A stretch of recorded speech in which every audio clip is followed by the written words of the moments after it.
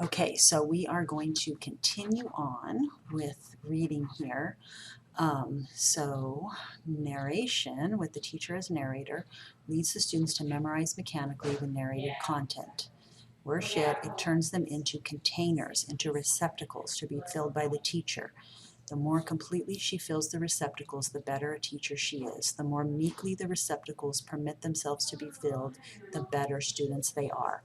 Oh, this really reminds me of, I remember watching a video a while back talking about education, and it was talking about how when kids go to kindergarten, when they first start, when they're really young, they're full of all this creativity and they do all these crazy things, and it just shows like how creative they are. And then the longer they stay in school, it's like the school kind of molds them into good students, and they lose their creativity, and they become well behaved. They learn how to sit on the carpet, they learn how to stand in line and do what they're told, but it's like a trade-off, and it really takes away their creativity, which is pretty sad.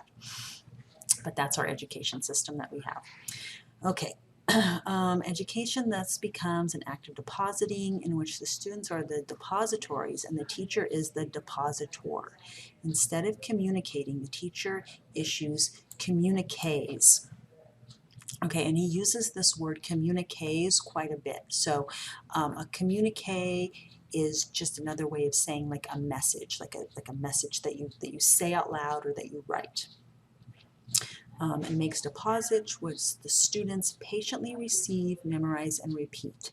This is the banking concept of education, in which the scope of action allowed to the students extends only as far as receiving, filing, storing, and storing the deposits. Okay, so this chapter is talking about education, and it talks about two different kinds of education.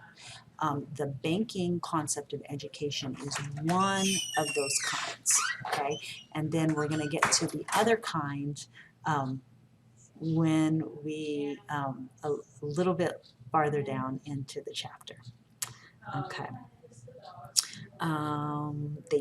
It is true, have the opportunity to become collectors or catalogers of the things they store, but in the last analysis, it is the people themselves who are filed away. Okay, so this is the last analysis means this banking concept.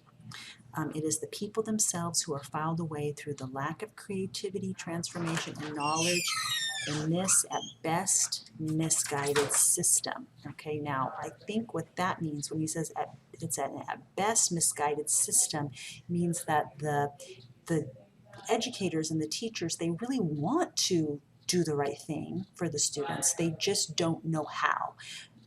Maybe or probably because that's how they were educated as well. So that's all they know. For apart from inquiry, apart from the praxis. Okay, so praxis is another word that he uses a lot. It's an old-fashioned word, and it means the practice or doing something. Okay, so for apart from inquiry, apart from the praxis, individuals cannot be truly human. That's so interesting that he's saying that.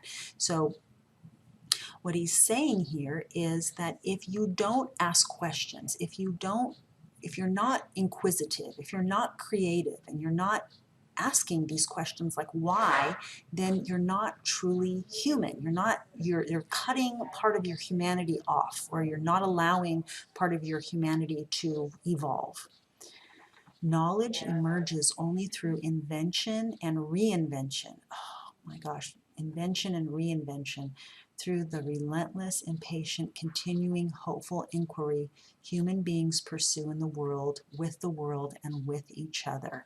So that's just such an important sentence right there. I'm going to read it again. Knowledge emerges only through invention and reinvention. So the only way that we can get real knowledge, not information, but real knowledge, is through changing that knowledge, through this kind of invention and reinvention and this constant cycle of looking for it, through the restless, impatient, continuing, hopeful inquiry human beings pursue in the world, and with each other. So things in the world, things about the world, and then especially people with each other. The banking concept of education. In the banking concept of education, knowledge is a gift bestowed by those who consider themselves knowledgeable upon those whom they consider to know nothing. So in the banking concept, there are the teacher, and then the students are below. And that's kind of the whole idea. And then the teacher gives information or knowledge as a gift to the students. Projecting an absolute ignorance onto others, a characteristic of the ideology of oppression. Negates education and knowledge as processes of inquiry. Oh my gosh, that's a hard sentence. Let me read that again. Projecting an absolute ignorance onto others. So it's talking about the teachers, what the teachers do. They want to think that their students have ignorance, their students do not know. And that in itself, assuming that the students don't know anything, is a way of oppressing them. That is a kind of oppression. And that negates education and knowledge as a process of inquiry. So that doesn't allow, so just doing that, when the teachers just have this attitude about their students that they don't know anything and that the teachers are above them and the teachers are giving them this information, that is a kind of oppression. And again, you know, what he's saying is that probably the teachers don't mean to do it. They have their students' best interest in mind. That's just how they were taught, and so they continue doing the same thing. The teacher presents himself to his students as their necessary opposite. By considering their ignorance absolute, he justifies his own existence. So that is, oh my gosh, that just reminds me of so many teachers I know who fight so hard to keep doing things the same way that they've always done them, because they feel like if they change anything, if they make any changes, then it means that what they have been doing all this time is not important or doesn't matter or was bad, and they can't handle that. So they just, without trying to change the way they teach, they just keep on doing the same thing. Okay, so I had to look up the Hegelian dialectic and see exactly what that means. Okay, so the students alienated like the slave in the Hegelian dialectic. So Hegel was a philosopher, and what he wrote about was this dialectic where there's two opposite things. And so if one thing exists, then the opposite has to exist. And so in this case, there's a slave and a master, and they're the opposites of each other. And then there's some kind of like a myth or a story about it where the slave and the master actually end up teaching each other, and that's kind of like the moral of the story, that the slave has just as much of an influence on the master as the master has on the slave. So I think that's what this is talking about. So let's read that again. The students alienated like the slave in the Hegelian dialect accept their ignorance as justifying the teacher's existence, okay? But unlike the slave, they never discover that they educate the teacher. So it's kind of like what Hegel was talking about, except that the teacher doesn't admit that they are learning also, or maybe they don't learn. Maybe they refuse to take any knowledge from the students that they're teaching. Okay, and then we've got this French term right here, and I looked this up and I found the pronunciation of it. Raison d'etre. Raison d'etre, okay, and what that means is the most important reason for something. So the raison d'etre of libertarian education, and I think in this case libertarian means like a freedom, or like liberty, or education that's designed to make people free. I think that's what that means. So it's kind of the opposite of this banking model that he's talking about. So the, let's see. Raison d'etre. So the raison d'etre of libertarian education, on the other hand, lies in its drive towards reconciliation. Now this is a hard thing to understand.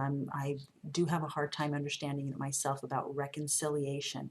So this is where kind of the goal, or where people really get educated, and Freire talks about this quite a bit, that the students have to come to reconciliation in order to learn, in order to be educated, and then in order to be free. And that's kind of the process that it goes through.